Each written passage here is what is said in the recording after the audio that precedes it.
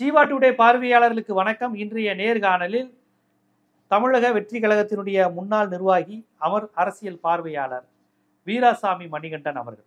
தோழர் வணக்கம். வணக்கம் தோழர். ரொம்ப ஒரு துயர்மிகு சம்பவம். எல்லாம் சின்ன பசங்க, ரசிகர்கள், பச்சை குழந்தைங்க. அதுதான் நம்மளால தாங்கிக்கவே முடியாத ஒன்று. இந்த கூட்ட நெரிசலில் உயிர் இழந்திருக்கிறாங்க. பலர் இன்னும் சீரியஸாக நிலையில் கரூர் அரசு மருத்துவமனையில் இருக்கிறாங்க. எப்படி தோழர் இது தவிர்த்திருக்கலாமா? யாரால இது தடுத்திருக்க முடியும்? தவிர்க்கவே முடியாத அளவுக்கான சம்பவமா? எப்படி பார்க்குறீங்க? அதுவும் அந்த அமைப்பு கட்சியோட நேரடியாக தொடர்புடையவரும் நீங்க. இதை எப்படி நீங்க பார்க்குறீங்க? முதல்ல இது ரொம்ப ஒரு துயரகமான சம்பவம். இது ரொம்ப ஒரு துன்பியல் சம்பவம் தான் இது சொல்லணும். எப்படி வார்த்தைகளால நம்ம விவரிக்கிறதுன்னு தெரியல. மிக கடுமையான மன உளைச்சல்ல நான் இருக்கேன். முதல்ல அந்த இறந்தவர்கள் குடும்பத்தோட நம்ம எல்லாரும் நிக்கிறோம். அதை இந்த இடத்துல ரொம்ப அழுத்தமா பதிவு பண்றோம். இந்த மாதிரி ஒரு சம்பவங்கள் திருப்பி இங்க நடக்கவே கூடாது. அதுக்கப்புறம் நம்ம ஆய்வு பண்றது, அவங்க மத்தவங்களை நம்ம சொல்றதை தாண்டி இது இந்த மாதிரி ஒரு சம்பவம் இனியும் நடக்கக்கூடாதுன்றத நம்ம ஆணித்தரமா நம்பணும். அதே நேரத்துல இந்த நேரத்துல நம்ம எல்லாத்தையும் பிளேம் பண்றதை தவிர்த்து, இது ஏன் இப்படி நடந்ததுன்னா முழுக்கப்பட்டதுன்னா நிர்வாக திறமையின்மை, சரியான திட்டமிடல் இல்லாததுனால, யாரோ ஒருத்தர் பண்ண தவறுனால அப்பாவி மக்கள், அவங்க என்ன சொல்றதுன்னே தெரியல, ஏதுமறியாத ஒரு மக்கள், பச்சை குழந்தைங்க, கிட்டத்தட்ட 8 குழந்தைகள் இறந்து போச்சு. 16 பெண்கள் மரணம் அடைஞ்சிருக்காங்க. கிட்டத்தட்ட 40 பேர்கிட்ட இறந்து போயிருக்காங்கன்னு சொல்றாங்க. இந்த எண்ணிக்கை மேலும் அதிகரிக்காம இருக்கணும்னு சொல்லிதான் நம்ம இயற்கையும் இறைவனும் வேண்டி நம்ம கேட்டுக்கிறோம். இது என்னன்னு பாத்தீங்கன்னா, காலையிலேயே ஸ்டார்ட் ஆயிடுச்சு. நான் இன்னைக்கு ஒரு முன்னணி ஊடகத்துல காலம்பர நான் கிட்டத்தட்ட லைவ் 2 மணி நேரம் நான் பேசினேன். அப்ப கூட நான் இது மார்க் பண்ணேன். ஏன்னா 8:30 மணிக்கு இவருக்கு உங்களுக்கு நாமக்கல்ல இருக்கணும். 8 மணிக்கு தான் வீட்டுல இருந்தே கிளம்புறாரு. அப்பயே நான் சொன்னேன். ஏன்னா மத்த இடம் மாதிரி கிடையாது. நாமக்கல், கரூர்ன்றது பாத்தீங்கன்னா கிட்டத்தட்ட வேலூர் மாதிரி தான் இருக்கும். அங்க தட்பவெப்பநிலை பாத்தீங்கன்னா கடுமையான வெயில் இருக்கும். அந்த மாதிரி ஒரு சூழல்ல உங்களுக்கு அந்த தள்ளி போகுது அப்படின்னா, நீங்க அந்த கூட்டத்தை நீங்க அலர்ட் பண்ணிருக்கணும். மக்களே அந்த இடத்துல சேர விட்டுருக்க கூடாதுன்றதுதான் என்னோட அடிப்படையான விஷயமா இதை பாக்குறேன். நம்ம என்ன பண்றோம், உடனே காவல்துறை மேல ஈஸியா பழிய போட்டு போயிடும். இந்த இடம் பர்டிகுலர் இடம் பாத்தீங்கன்னா அவங்க அனுமதி வாங்கின இடம் தான். அவங்க கேட்டு அனுமதி வாங்கின இடத்துல இவ்வளவு பெரிய சம்பவம் நடந்திருக்குன்னா இதுக்கு முழுக்க அவங்கதான் இதுக்கு பொறுப்பேற்கணும். இல்ல, அவங்க அந்த தாவேகா அந்த குழுவினர் என்ன செஞ்சிருக்கணும்னு நினைக்கிறீங்க? இப்ப அவங்க தலைவர் வர்றது 6 மணி நேரம் தாமதமாகுது. அந்த 6 மணி நேரம் கூட்டத்தை என்ன செஞ்சிருக்கலாம்? அதாவது தாமதமாகும்னு சொல்லியிருக்கலாமா? இப்போதைக்குள்ள வரமாட்டாருன்னு சொல்லியிருக்கலாமா? அப்படி சொன்னா அந்த கூட்டம் கேட்கிற கூட்டமா? சார், கேட்காத கூட்டம்னா நீங்க எதுக்கு அவங்கள கூட்டுறீங்க? ஃபர்ஸ்ட் நீங்க 12 மணிக்கு அவர் ஷெட்யூல், அவர் 12 மணிக்கு வரல, 7 மணிக்கு தான் சார் அந்த இடத்துக்கே அவர் வராரு. காலையில 6 மணில இருந்து அந்த இடத்துல நிக்க வேண்டிய அவசியம் என்னன்னு வந்தது சார்? இதுனா அழகர் தேர் வருதா, இல்ல அழகர் ஆத்துல இறங்க போறாரா? வருஷத்துல ஒரு நிகழ்வு தானே. இன்னைக்கு நீங்க பாக்கலன்னா நாளைக்கு நீங்க அவரை பார்க்கவே முடியாதா? நீங்க அந்த யாரு அங்க நிர்வாகியோ தொண்டர்படை நீங்க எதுக்கு வச்சிருக்கீங்க? இப்ப காவல்துறை போய் தடுத்த என்ன சொல்றீங்க? காவல்துறை எங்களை அடக்குமுறை பண்றாங்க, ஒடுக்குமுறை பண்றாங்க, எங்க தலைவரை பார்க்க வர விடுறாங்கன்னு சொல்லி குற்றச்சாட்டு சொல்லுவாங்க. உங்களுக்கு அந்த ரெஸ்பான்சிபிலிட்டி கொஞ்சம் கூட கிடையவே கிடையாதா? யாருக்குமே நீங்க அடங்கவே மாட்டீங்களா? அப்ப யார் சொல்றதா நீங்க கேட்பீங்க? வெட்ட வெயில் வெளியில ஒரு ஒரு அந்த கடுமையான வெயில், அந்த மக்களுக்கு நீ என்ன முன்னேற்பாடு நீங்க பண்ணீங்க? ஆட்டும் அந்த மாதிரி கூட்டத்தை மட்டும் கூட்டுறீங்களா? தண்ணீர் வச்சிங்களா அந்த இடத்துல? ஏதாவது கழிப்பிட வசதிகள் எதுவுமே கிடையாது தோழர். ஒரு 12 மணி நேரம் எதுக்காக நிக்கணும்? ஒரு வெட்ட வெளியில எதுக்காக நிக்கணும்? பார்க்கவே முடியாத நடிகர் அவரு. நீங்க திரையில அவரை பார்க்கலாம். ஏன் வீட்டுல போனீங்கன்னா நீங்க டிவில உட்காந்து அவரை பார்க்கலாமே. ஏன் இந்த மாதிரி ஒரு காட்டுமிராண்டித்தனமான இந்த முன்னேற்பாடு நம்ம எப்படி சொல்றது? எனக்கு வார்த்தைகள் எங்க தடிச்சிருமோன்னு எனக்கு நான் அளவோட நான் பேசுறேன். நான் இது முழுக்க பாத்தீங்கன்னா அவங்களோட திட்டமிடல் இன்மைதான் இதுக்கு முழுமையா காரணமா நம்ம சொல்ல வேண்டும். இல்ல, இதுவரையும் எத்தனையோ மாநாடுகள் நடந்திருக்கு, திருவிழாக்கள் நடந்திருக்கு. கள்ளழகர் ஆற்றில் இறங்குற விழா நீங்க சொன்னீங்க.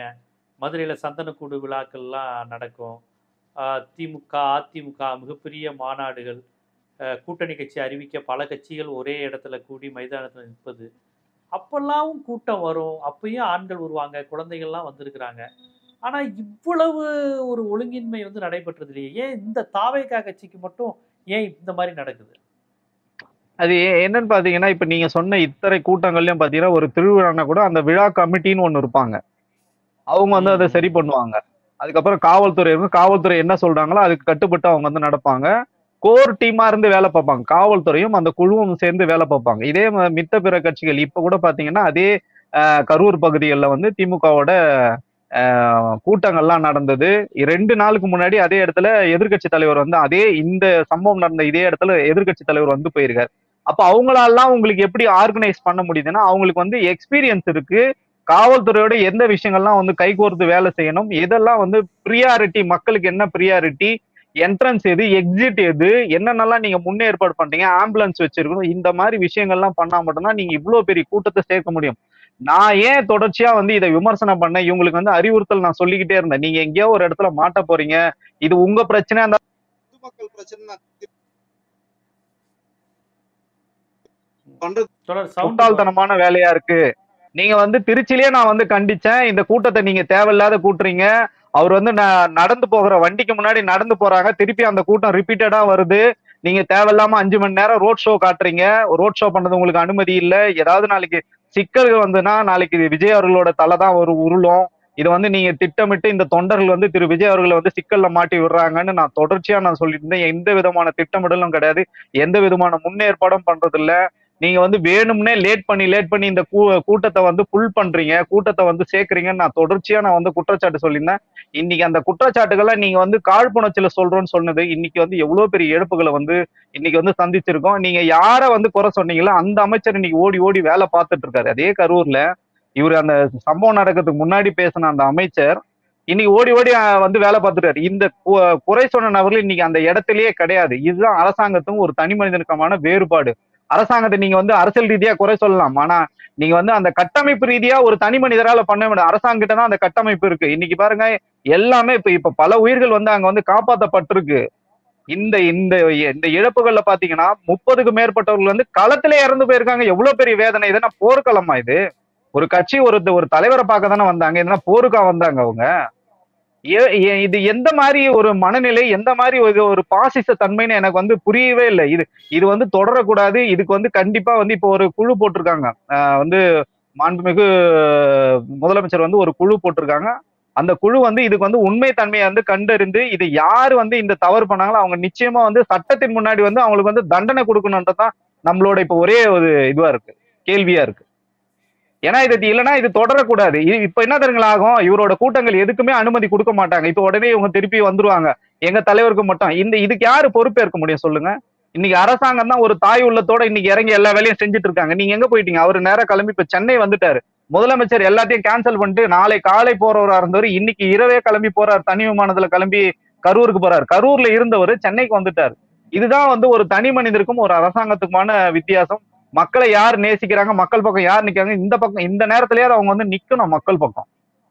இல்ல, மக்கள் பக்கம் நிக்கிறது ஒரு பக்கம் இருக்கட்டும், வந்து செத்தவங்க எல்லாம் இவரை பார்க்கறதுக்காக வந்த கூட்டம். இது ஒரு கட்சி தொண்டர்கள் என்ற வார்த்தையை கூட நான் பயன்படுத்த முடியல என்னால. இவரை பார்த்தா போதும், இவர் கையாற்றுறதை பார்த்தா போதும் வந்த ரசிகர் கூட்டம் தான். இல்லைன்னா அவங்க யாருமே கரூர்ல திரண்டிருக்க மாட்டாங்க. இப்ப செத்து போயிருக்கிறாங்க. இப்ப பக்கத்துல போய் நிக்க விஜய் பயப்படுறாரா எதுவும் பண்ணிடுவாங்கன்னு? என்ன திண்ணியாரா கரூரை விட்டு அவர் நகர்ந்திருக்க கூடாது ஒரு 2 நாளைக்கு? இல்ல, அதுதான் இப்ப என்னன்னா, உண்மையிலேயே அவர் வந்து போகணும்னு நினைச்சிருந்தாலும் இந்த கூட இருக்கிற குழுக்கள் வந்து நான் சொன்னேன், நீங்க போனீங்கன்னா உங்க உயிருக்கு ஆபத்துன்னு சொல்லுவாங்க. அதனால அங்க வந்து தவிர்த்துருவாங்க. என்ன கேட்டா அவர் வந்து அந்த இடத்துல போய் நின்று இருக்கணும். அந்த மக்களோட வந்து தோளோட தோள் கொடுத்து நின்று. நீங்க வந்து சொல்றீங்கல்ல எல்லாத்துக்கும் என் உயிரிலும் மேலானன்னு சொன்னீங்களே, நீங்க உயிரே விட்டுருக்கான். அப்ப நீங்க எங்க போய் நிக்கணும்? நீங்க அங்கதான் நிக்கணும். இல்லைன்னா குறைஞ்சபட்சம் அந்த நகரத்துக்குள்ளேயாவது நீங்க இருந்திருக்கணும். சூழல் எப்படி இருக்குன்னு சொல்லிட்டு நீங்க போலனாலும் அடுத்த கட்ட நிர்வாகிகளை நீங்க அமைச்சிருக்கணும். அந்த களத்தை வந்து சரி பண்ணதுக்கு அப்புறமா நீங்க வந்து போயிருக்கணும். ஆனா நீங்க எதுவுமே பண்ணாம நான் வந்து சென்னைக்கு வந்து அவர் ரொம்ப சேஃபா சென்னை விமான நிலையத்திலேயே வந்து பத்திரிகையாளர் வந்து கேள்வி கேட்கறாங்க. அவர் வந்து லாபகமா தவிர்த்துட்டு வந்து சென்னைக்கு வந்து வந்துட்டாரு. இது எந்த மாதிரி ஒரு அரசியல்னு எனக்கு வந்து புரியவே இல்லை. இதுக்கு தான் நாங்க வந்து திருப்பி திருப்பி சொல்லிட்டு இருந்தோம், நீங்க வந்து தப்பான கண்ணோட்டத்துல வந்து மக்கள் அணுகுறீங்க, தப்பான அரசியலை வந்து பண்றீங்க, மக்களை வந்து கூட்டம் கூடுறாங்கன்றதே நீங்க வந்து தப்பா அவங்கள வழி நடத்துறீங்கன்னு திருப்பி திருப்பி நம்ம சொன்னோம். இது வந்து இன்னைக்கு வந்து இவ்வளவு பெரிய துயர சம்பவம் நடந்தது காரணம் பாத்தீங்கன்னா இவங்களோட நிர்வாக திறமையின்மை தான் இதுக்கு வந்து முழுக்க முழுக்க காரணம். ம், ம். அந்த கட்சிக்கு அந்த கான்செப்ட் இல்ல. இப்படி ஒரு ஒழுங்குபடுத்துற தன்மை எதுவுமே இல்ல. அது ஒரு லும்பன் சார் மாரி தான் இருக்கிறாங்க. ஒரு கட்சியா இல்ல, ஒரு கும்பலா தான் இருக்கிறாங்க. சார், வெறும் ரசிகர்களும் அவங்க தொண்டர்களும் இறந்து போனா பரவாயில்ல, வெகுஜன மக்கள் இதுல இறந்து போயிருக்காங்க. பச்சை புள்ள 8 வயசு குழந்தை 7 வயசு குழந்தை என்ன சார் பாவம் பண்ணுச்சு? அவங்க அப்பா அம்மா வந்து விஜயோட ரசிகரா இருந்தான்றதுக்கு அந்த குழந்தை என்ன சார் பாவம் பண்ணுச்சு? உனக்கெல்லாம் என்ன அறிவு இருக்குதா? நீ எல்லாம் என்னத்த சாப்பிடுற? எனக்கு இன்னும் தடித்த வார்த்தைகள் வந்துரும்னு நினைக்கிறேன். ஒரு பச்சை புள்ளைய கூட்டு போய் 8 மணி நேரம் நீங்க எல்லாம் மனித மனித ஜென்மங்களா நீங்கெல்லாம்? என்ன என்ன உங்களுக்கு வந்து அப்படி என்ன ஒரு நடிகரை வந்து பார்க்க வேண்டிய கிடக்கு? ஏன் நீங்க தொலைக்காட்சியில பார்க்க முடியாதா? அந்த நடிகர் வந்து இதுக்கப்புறம் வரவே மாட்டாரா? எங்கேயுமே வர மாட்டாரா அவரு? உயிர்கள் திருப்பி வருமா உங்களுக்கு? அந்த குழந்தையோட உயிர் உங்களால திருப்பி அது நாளைக்கு வந்து இந்த நாட்டையே கூட ஆளலாம் அந்த குழந்தை. ஒரு பெரிய அதிகாரியா வரலாம். எவ்வளவு விஷயம். உனக்கு புள்ளையா பிறந்த ஒரே ஒரு பாவத்துக்காக அது வந்து சாகணுமா? அது ஒரு நடிகன் பின்னாடி போய் அது. இது எவ்வளவு பெரிய வந்து அவமானத்தின் உச்சமா தான் இது நம்ம நினைக்கிறோம் இது.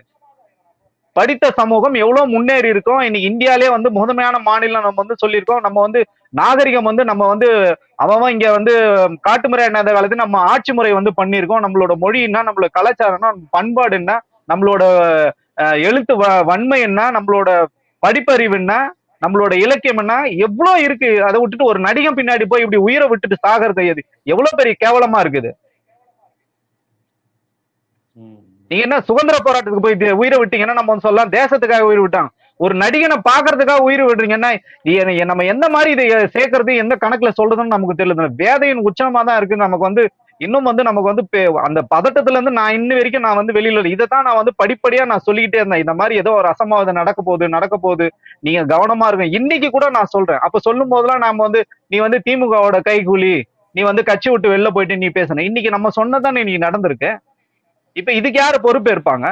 நான் இந்த மாதிரி விஷயங்கள்லாம் நடக்கும்னு சொல்லிதான் இந்த கட்சி நான் 13ஆம் தேதி வரைக்கும் ஆதரிச்சு பேசுறேன். மக்கள் சந்திப்பு வரும்போது திட்டமிட்டு இங்க சொதப்பல் நடக்குது, திட்டமிட்டு வந்து மக்களை வந்து இவங்க வந்து தப்பா வழி நடத்துறாங்கன்னு சொல்லி இந்த ஒரே ஒரு காரணத்துக்காக தான் நான் வெளியில வந்தேன். அந்த காரணம் இன்னைக்கு வந்து பொய்த்து போயிருக்கணும். அப்படி பொய்த்து போயிருந்தேன்னா மணிகண்டன் வீராசாமி தோத்து போயிருந்தா பரவாயில்ல. இன்னைக்கு நான் சொன்னது நடந்திருக்குன்னும் போது நமக்கு வந்து வேதனையா இருக்கு. இவ்வளவு தற்கொலைத்தனமா இருக்காங்களே, இதெல்லாம் நடக்கும்னு சொல்லிதான் நம்ம உங்களை வந்து அலர்ட் பண்ணிக்கிட்டே இருந்தோம். ஒரு நாளும் உங்களுக்கு வந்து சொல்லிக்கிட்டே இருக்குமே, அதை கொஞ்சம் கூட காது கொடுத்து வாங்கல. உங்களுக்கு எல்லாம் மூளை இருக்கா இல்லையான்றதே நமக்கு வந்து தெரியவே இல்லை. இல்ல இப்ப ஆனா அவங்க வந்து இது அரசு சரியா கையாளல. எங்க கேட்ட இடத்த தரல, போலீஸ் எங்களுக்கு அனுமதி தரல, டோல்கேட்லயே எங்களை உள்ள விடல. இப்படித்தானே விவாதங்களை பேசுறாங்க. எங்க கூட்டத்தை பார்த்து பயப்படுறீங்க நீங்க, எங்களுக்கு நான் கேட்ட இடத்த தர மாட்டேங்கிறீங்க, பேச அனுமதிக்க விட மாட்டேங்கிறீங்க, எங்க தலைவர் தலையை தூக்கக்கூடாதுன்னு கண்டிஷன் வைக்கிறீங்க, கையை நீட்டக்கூடாதுன்னு கண்டிஷன் வைக்கிறீங்க, இவ்வளவு கட்டளைகள் நீங்க போடுறீங்கன்னு அவங்க சொல்றாங்க. அப்பட்டமான பொய் தோழர். இப்ப இந்த இடமே பாத்தீங்கன்னா அவங்க வந்து அனுமதி கேட்ட இடம் தான். காவல்துறை வேற 2 இடங்கள் சஜஸ்ட் பண்ணாங்க. இவங்க கேட்ட இடம் தான் வந்து கொடுத்துருக்காங்க. அந்த கடிதங்கள் எல்லாமே வந்து இருக்கு. அது ஒன்றும் பொதுவெளியில வெளியிலனாலும் வெளியிலாம் காவல்துறையும் வந்து இவங்க கொடுத்த அனுமதிக்கு தான் வந்து அவங்க வந்து அக்னாலஜ்மெண்ட் பண்ணி கொடுத்துருக்காங்க. அவங்க வந்து 2 இடம் சொன்னதை தவிர்த்துட்டு இந்த இடம் தான் வேணும்னு சொல்லி கேட்டிருக்காங்க. நாங்க என்ன சொல்றோம்னா, இப்ப நிறைய பத்திரிகைகள் களத்துல இருந்தே சொல்றாங்க, 1000 பேர் நிக்க வேண்டிய இடத்துல 3000 பேர் 4000 பேர் சேர்ந்திருக்காங்கன்னு சொல்றாங்க. அப்ப கூட்டம் வந்து நீங்க வந்து 4 மடங்கு 5 மடங்கு கூட்டத்தை கூட்டிருக்கீங்க, சேர்த்திருக்கீங்க. இவர் லேட்டாக வர இந்த வந்து கூட்டத்தை வந்து சேர்த்துதான் நீங்க வந்து வச்சிருந்திருக்கீங்க. இப்ப அந்த நெரிசல் கூட எப்படி ஏற்பட்டதுன்னா, அவர் வாகனம் உள்ள வந்ததுக்கு அப்புறம் அந்த வாகனத்துக்கு வழி விடுறதுக்காக இவங்க எல்லாரையும் வந்து ஒழுங்குபடுத்துறாங்க, தள்ளி விடுறாங்க. இவங்க தள்ளி விடுறாங்க. அப்ப கூட போலீஸ் வந்து தடியடி நடத்துறாங்க. நீங்க வந்து இந்த கூட்டத்தை வந்து நீங்க ஒழுங்குபடுத்துறதுக்கு காவல்துறை வந்து கையில் எடுக்க கூட விடல. இவங்க இந்த இந்த கலவரத்தினாலதான் அப்பயே நிறைய பேர் மயங்கி வந்து விழுற ஒரு சூழ்நிலை. நான் என்ன கேக்குறேன்னா, நீங்க எல்லாம் மனுஷ ஜென்மங்க தானே. 8 மணி நேரம் அது வெயில்ல உணவு இல்லாம தண்ணி இல்லாம கழிப்பறை கழிக்க முடியாம யாராவது நிக்க முடிப்பாங்களா? அத்தனை பேருக்கும் பாத்தீங்கன்னா அந்த களத்திலே சுருண்டு விழுந்திருக்காங்க. இதுனா போர்க்களமா இது? நம்ம எங்க இருக்கோம்? நம்ம தமிழ்நாட்டுல தானே இருக்கோம். இது ஏதோ வடநாடான்னு சொல்லிட்டு நம்ம வந்து பார்க்கக்கூடிய ஒரு நிலம். வடநாட்டுல கூட இப்படி நாள் நடக்குமான்னு வந்து நமக்கு வந்து தெரியல. நீங்க எல்லாம் எதுக்குடா நீங்க எல்லாம் படிக்கிறீங்க? என்ன உங்க கல்வி எதுக்கு உன்னால உங்க அப்பா அம்மா எல்லாம் எதுக்கு உன்னை படிக்க வச்சாங்க? இந்த மாதிரி ஒரு நடிகன் பின்னாடி போய் உயிரை விடுறதுக்கா? நீ செத்து போயிட்ட. வாழ்நாள் முழுக்க அந்த பெத்தவங்களுக்கு எல்லாம் அந்த அந்த வருத்தமும் அந்த கண்ணீரும் அவங்க வயதான காலத்துல வந்து அவங்க எவ்வளவு கஷ்டப்பட்டுட்டு இருப்பாங்க. பெண்கள் இறந்து போயிருக்காங்க. அந்த குடும்பத்தோட நிலைமை என்ன இருந்து அந்த அந்த குடும்பத்தையே எடுத்துட்டு போறது வந்து தாங்கி பிடிக்கிறது வந்து பெண்கள் தான். பெண்கள் வந்து இறந்து போயிருக்காங்க. எங்கன்னா வேடிக்கை பார்க்க போய் இறந்து போன கூட்டத்தை நம்ம எங்கேயாவது பார்த்திருக்கோமா? கேள்வி கூட பட்டதில்லை நம்ம. ரொம்ப வேதனையா இருக்கு தோழர். எனக்கு மனவேதனையா தான் இருக்குது. சரி, அடுத்த வாரம் சனிக்கிழமை விஜயோடைய பிளான் என்ன? இனி அடுத்த வாரம் சனிக்கிழமை இதே மாதிரி தான் பண்ணுவாங்களா? அல்ல குறைந்தபட்சம் இந்த அரசியல் சுற்றுப்பயணங்கிற இந்த இந்த ஒரு கோமாளி கூத்து மாதிரி நடக்கக்கூடிய இந்த வார வாரம் எந்த ஊர்ல எந்த தெருவில் இந்த கோமாளி கூத்து நடக்குங்கிற மாதிரி கூட்டம் கூடி அந்த கடைகளை அடிச்சு நொறுக்கி அந்த பகுதிகளை நாசப்படுத்தி அந்த மாதிரியாவது ஒரு 3 முறை நடந்தது. ஆனால் அதை சொல்லும் போதெல்லாம் நீங்கள் பொறாமப்படுறீங்க, உங்களுக்கு புலங்காயுதம், அவ்வளோ பெரிய கூட்டம் வர்றதில்ல, அதனால பார்த்து நீங்கள் பதறீங்கன்னு சொல்லிக்கிட்டு இருந்தாங்க. இப்போ அடுத்த சனிக்கிழமையும் பிளான் இருக்கா? பிளான் திட்டமிடல் இருக்கா? இல்ல இல்ல இல்ல தோழர், இது இதோட எண்டு கார்டு போட்டாச்சு, அவ்வளவுதான். இதுக்கப்புறம் ஒரு மக்கள் சந்திப்புன்றது காவல்துறையும் அனுமதிக்காது, கோர்ட்டும் அனுமதிக்காது, ஒரு சமூக செயல்பாட்டாரா நம்ம யாருமே இதை அனுமதிக்க முடியாது. இது தடை செய்ய வேண்டும். இந்த கட்சியை தடை செய்யணும்னு நான் சொல்றேன். இன்னும் ஒருபடி மேல போய் சொல்றேன், இந்த கட்சியை தடை செய்யணும்னு நான் சொல்றேன். ஏன்னா உங்களுக்கு என்ன கொள்கை புரிதல் இருக்கு, உங்களுக்கு என்ன மக்கள் மேல உங்களுக்கு அக்கறை இருக்கு, என்ன உங்களுக்கு வந்து பொது சொத்துக்களை வந்து பாதுகாக்கணும்ன்ற என்ன உங்களுக்கு வந்து ஒரு இன்டென்ஷன் இருக்கு? எதுவுமே கிடையாது, எனக்கு எதுவுமே கிடையாது. என் தலைவனை மட்டும் பார்த்தான்னா, நீ உங்க தலைவன் வீட்டுல போய் பாத்துங்க, உங்க தலைவரை வீட்டுக்கு வர சொல்லுங்க. தினமும் நீங்க பனையூருக்கு வரங்க, நான் ஏற்கனவே சொன்னதுதான் இதெல்லாம். பனையூருக்கு வர வச்சு எல்லாரையும் பாருங்க. நீங்க தயவு செஞ்சு, உங்களால மக்களுக்கு அச்சுறுத்தல் இருக்கு, இவர் வந்து வெளியில இவர் வந்து விட முடியாது. இதுக்கு வந்து நிச்சயமா சொல்றேன், நானே கூட கோர்ட்டை வந்து நாட ஒரு நிலைமை கூட வரும். இவரை பொது வெளியில வந்து நடமாட விடுறதே வந்து மக்களுக்கான அச்சுறுத்தல். இது எத்தனை பேர் சாகணும்னு நீங்க நினைக்கிறீங்க? திரு விஜய் அவர்களே இதை வந்து நிச்சயமா ரசிக்க மாட்டாரு. அவரும் ஒரு மனிதர் தான். அவரும் வந்து இதுக்கு உங்களுக்கு என்ன மாதிரி பொறுப்புணர்வு இருக்குன்றத நீங்க வந்து இன்னும் அரசியல் களத்துக்குள்ளேயே வரல. அதை தான் நம்ம சொல்றோம். நீங்க வந்து குறைஞ்சபட்சம் சீனியருங்க சொல்றதை கேட்கணும், அரசியல் ஆய்வாளர்கள் சொல்லணும், மித்த பிற கட்சிகள் இருக்குன்னு சொல்லணும். எதுவுமே இல்லைன்னா குறைஞ்சபட்சம் காவல்துறை இருக்கும் சொல்றதை கேட்கணும், இல்ல கோர்ட்டு சொல்றதை கேட்கணும். யாரு சொல்றதையும் நான் கேட்க மாட்டோம். உங்களுக்கு வந்து திருச்சியிலேயே நம்ம வந்து வார்ன் பண்றோம், நீங்க வந்து ரோட் ஷோ உங்களுக்கு கிடையாது, நீங்க வந்து சட்டத்தை மதிக்க மாட்டேன்றீங்க, காவல்துறையை மதிக்க மாட்டேன்றீங்க, யாருமே மதிக்க மாட்டேங்க, பொதுமக்களை நீங்க டிஸ்டர்ப் பண்றீங்க. நாளைக்கு பொதுமக்களுக்கு ஏதாவது ஒரு சிக்கல் வந்தா நீங்க தான் பொறுப்பேற்கணும். நான் இதை வந்து இதை வந்து ஏற்கனவே நான் வந்து பதிவு பண்ணியிருக்கேன் நான். சோ இந்த மாதிரி ஒரு சம்பவம் நடக்கும்போது நமக்கு தான் இப்போ வந்து என்ன சொல்றதுன்னா, எனக்கு அதீதமான கோபம் தான் நமக்கு வந்து வருது. அப்ப இனி இந்த தாவேக்கா அநேகமா கூட்டங்கள் பேரணி சுற்றுப்பயணம் நடத்தாதுன்னு நினைக்கிறேன். ஏன்னு கேட்டிங்கன்னா, விஜய் வந்தால் கலவரமாகுது, தள்ளுமுள்ளு ஆகுது, மரணம் வரி நிகழுதுன்னா அப்போ விஜய் அல்லாத மற்றவர்களை எடுத்து நிகழ்த்தணும். ஆனால் அந்த கட்சியில் நல்ல பேச்சாளர்களோ அறிவுஜீவிகளோ அல்லது 2ஆம் கட்ட தலைவர்களோ இல்லை. விஜயே 2ஆம் கட்ட தலைவர்களை விரும்புறது இல்லை. ஏன்னா 234 தொகுதியிலும் நான் தான் நிற்கிறேன்னு சொல்கிறாரு. ஸோ அவர் கட்சியில் 2ஆம் கட்ட தலைவர்னு யாரும் கிடையாது, என் முகம் மட்டும்தான் ஓப்பனாக சொல்கிறாரு. ஸோ விஜய் கட்சியிலையும் யாரும் கருத்துக்கோ கருத்தியலுக்கோ தத்துவத்துக்கோ கொள்கைக்காக இல்லை, விஜய்ங்கிற முகத்துக்காக இருக்கிறாங்க. இப்போ ஆதவ அர்ஜுனாவும் புசியானந்தும் கூட்டம் போட்டால் ஆளே வரமாட்டாங்க. அப்போ இந்த கட்சியே இனி இருக்குமாங்கிறது ஒரு சந்தேகத்தை நோக்கி தான் போகுது. ஏன்னா வேற யாரும் இல்லை. இப்போ திமுகங்கிறது ஸ்டாலினை நம்பி மட்டும் இல்லை, ஒவ்வொரு மாவட்ட செயலாளர்கள் தலைவர்கள் 2ஆம் கட்ட தலைவர்கள் பலர் இருக்காங்க. அதிமுக அப்படிதான், கம்யூனிஸ்ட் கட்சி அப்படிதான், பாஜக கூட அப்படிதான். அதில் 1008 உரசல்கள் இருந்தாலும் கட்சி யாரை தனிப்பட்ட நபரை நம்பி இல்லை. ஆனால் இந்த கட்சியில் அந்த ஒரு நடிகருடைய முகத்தை விட்டு அந்த கட்சியில் வேற யாருமே இல்லையே. அப்போ அவர் வரக்கூடாதுன்னா கட்சியே இருக்காது. இல்ல உண்மைதான். அப்படி இங்க வந்து அவர் வந்துதான் தமிழ்நாட்டை காப்பாத்தணும்னு எதுவுமே தேவையில்லையே. அப்படி வந்துதான் இங்க வந்து திராவிட கட்சிகள் சரியில்லை, வந்து தேசிய கட்சிகள் சரியில்லை அப்படின்னு இவங்க சொல்றாங்களா? மக்கள் விரும்பும் முதல்வர்னா மக்கள் யாரும் விரும்பி போய் உங்க வீட்டு வாசல்ல யாரும் போய் நிக்கல. எத்தனையோ பேர் அந்த மாதிரி மக்கள் வந்து அழைச்சிருக்காங்க, தலைவாவா தலைமை ஏற்கவா அப்படின்னு சொன்னாரு. அண்ணா வந்து தம்பிகளுக்கு வந்து கடிதம் எழுதி நம்ம வந்து இங்க வந்து இந்தி மொழியை வந்து திணிக்கிறாங்க, நம்ம வந்து வாங்க நம்ம நாட்டை நம்ம காப்பாற்றணும், நம்ம மொழியை காப்பாற்றணும், நம்ம இனத்தை காப்பாற்றணும்னு சொல்லிட்டுலாம் இங்க யாரும் வரல. நீங்க வந்து இன்னைக்கு வந்து உச்சபட்ச நடிகராக நீங்களே தான் சொல்றீங்க, என்னோட கேரியர் உச்சத்தை விட்டுட்டு நீங்க வரேன்னு. அப்படி யாரும் வாங்கன்னு யாரும் உங்களை சொல்லவே இல்லையே. யாராவது வந்து இங்க வந்து போராட்டம் பண்ணாங்களா? தலைவா நீ வந்தாதான் இங்க வந்து எங்களுக்கு வந்து அரசியலே இருக்குன்னு யாராவது சொன்னாங்களா? உங்களோட தேவைகளுக்காக நீங்க வந்தீங்க. இப்பவும் சொல்றேன், இந்த எளிய மக்களை, ஒன்றும் அறியாத மக்களை உங்களோட தேவைகளுக்காக பலி கொடுத்துருக்கீங்கன்னு தான் திருப்பி நம்ம வந்து குற்றச்சாட்டம். உங்களுக்கு என்ன அரசியல் புரிதல் இருக்கு? உங்களுக்கு என்ன அரசியல் இருக்கு? என்ன உங்ககிட்ட சித்தாந்தம் இருக்கு? சினிமா கவர்ச்சியை தாண்டி உங்ககிட்ட என்ன சித்தாந்தம் இருக்கு சொல்லுங்களா? ஒரே ஒரு கொள்கையை சொல்லுங்களா, ஒரே ஒரு சித்தாந்தத்தை சொல்லுங்களா. எதுவுமே கிடையாது. இங்க எல்லாமே நல்லா தானே போயிட்டு இருக்கு. இடையில ஊடால வந்து நீங்க தானே குறுக்கு சால் ஓட்டுறீங்க. இன்னைக்கு கூட நீங்க என்ன சொன்னீங்க, ஒரு கரூர்ல இருக்க ஒரு அமைச்சரை வந்து நீங்க குறை சொன்னீங்க. இன்னைக்கு அந்த அமைச்சர் தான் ஓடிவா இந்த மக்களுக்கு வந்து வேலைகள் வந்து செய்யறாரு. ஏன்னா அவர் அந்த மண்ணின் மைந்தர், அந்த மக்களோட வழியை வந்து அவர் பார்த்திருக்காரு. அவர் மேல உங்களுக்கு தனிப்பட்ட காழ்ப்புணர்ச்சி இருக்குதுன்றதுக்காக நீங்க வந்து விமர்சனம் பண்ணி பேசுறீங்க. அவரோட மனித நேயம் இங்க தெரியுது இல்ல? ஒரு மந்திரின்றதை தாண்டி அந்த உள்ளூர்கார ஒரு மனிதரா வந்து நிக்கிறாரு, ஓடுறாரு, அங்க இங்க ஓடுறாரு. கல்வித்துறை அமைச்சர் போய் கண்ணீர் சிந்துறாரு. இங்க இருந்து பாத்தீங்கன்னா மக்கள் நல்வாழ்வுத்துறை அமைச்சர் பிளைட் கிடைக்காம வந்து வாகனத்துல வந்து அவசர அவசரமா போயிட்டு இருக்காரு. முதலமைச்சர் இன்னைக்கு வந்து எல்லாத்தையும் கேன்சல் பண்ணிட்டு காலையில போறவர் இன்னைக்கு நைட்டு போறாரு. அப்ப இத்தனை அரசு இயந்திரங்களும் இந்த சாமானிய மக்களுக்காக வேலை செய்யும் போது நீங்க வந்து பனையூர்ல தூங்க போயிட்டீங்க. நீங்க யாரு அங்க ஒரு நிர்வாகி யாராவது இருக்காங்களா? ஊடகங்களை பார்த்து வெக்கமே இல்லாம அரசு மேல வந்து நீங்க குறை சொல்லிட்டு இருக்கீங்க. ஆதவ் நீங்க எல்லாம் மனித ஆதவ் பிறவியா? ஆதவ் ஆதவ் அர்ஜுனா, புசி ஆனந்த் போன்ற 2ஆம் கட்ட தலைவர்கள் கூட கரூருக்கு வரையிலையா? அந்த இடத்துல இருக்கு. உடனே நைட்டு உடனே வந்திருக்கலாமே. ஒரு கார்ல 3 மணி நேரம் 4 மணி நேரத்துல வர்றதுக்கான முயற்சியில இருக்காங்களா? இல்ல சாவாசமா அப்புறம் போய்க்கலாம், ஒரு நாள் கழிச்சு போய் பாத்துக்கலாம்னு இருக்காங்களா?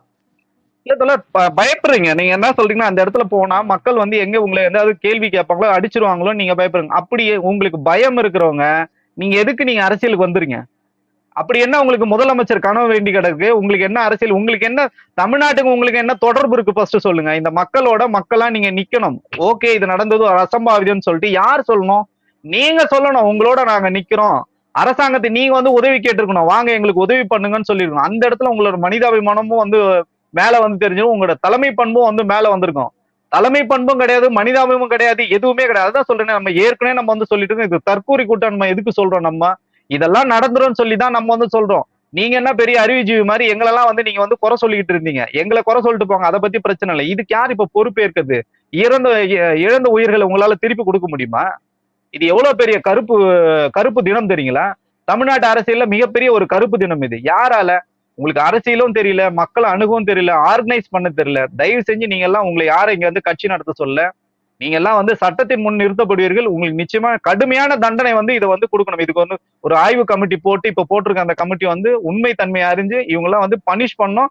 அரசியல் விட்டு இவங்க எல்லாம் வந்து ஒதுக்கி வைக்கணும்னு சொல்லிட்டுதான் நம்மளோட சட்டப்படி இங்க எல்லாரும் ஒண்ணுன்னு சொன்னாலும் இவங்க எல்லாம் வந்து சட்டத்துக்கே வந்து உட்பட்டு இவங்க எல்லாம் நிச்சயமா வந்து கடுமையான தண்டனைகள் வழங்கப்படணும். ரொம்ப ஒரு கொடுமையான சம்பவம். இதில் அரசியல் செய்யக்கூடாது. ஆனால் அரசியலே இங்கு கேவலமாக இருந்ததின் விளைவுதான் இத்தனை மரண ஓலங்கள் நடக்கிறது. அப்பேற்பட்ட அரசியலை தமிழ்நாட்டு மக்கள் இனியாவது புரிந்து கொள்ள வேண்டும்னு அந்த களத்தில் இருந்தவராகவும் தற்போது வெளியேறி இதையெல்லாம் நடக்கும் என்று முன்கூறியே நான் கணித்தேன், எச்சரித்தேன், வயிற்றில் அடித்து கொண்டேன் என்று சொன்னவர்கிற முறையில் நீங்கள் எது நடக்கக்கூடாதுன்னு நினச்சிங்களோ, நடந்துடக்கூடாதுன்னு பதறினீங்களோ அது நடந்துருச்சு அப்படிங்கிற அந்த ஆவேசம், ஆதங்கம், அந்த அழுகை, அந்த கண்ணீர் உங்கள்கிட்ட இருக்குது. பார்ப்போம் இந்த அரசியல்வாதிகள் எப்படி புரிஞ்சுக்கிறாங்கிறத தாண்டி மக்கள் இந்த மாதிரியான கட்சிகள் இந்த சினிமா மோகம், இந்த சினிமா கவர்ச்சியை புரிந்து கொண்டால் அதுதான் நமக்கு இப்போதைக்கு தேவை. நீங்கள் சொன்ன மாதிரி அதில் பாதிக்கப்பட்ட உயிரிழந்த அனைத்து மக்களிடம் ஜீவா டுடே நிற்கிறது. உங்களை போன்ற சமூக ஆர்வலர்கள் நிற்பார்கள். நாம் அவர்களோடு தான் இந்த கணத்தில் நிற்க வேண்டும். அவர்களுடன் தொடர்ந்து நாம் இருப்போங்கிறதையும் நான் தெரிவிச்சுக்கிறேன். உங்கள் நேரம் ஒதுக்கி இந்த நேரத்தில் அவசியமான கருத்துக்களை மக்களுக்கு தெரிவித்ததுக்கு மிக்க நன்றி. நன்றி தோழர்.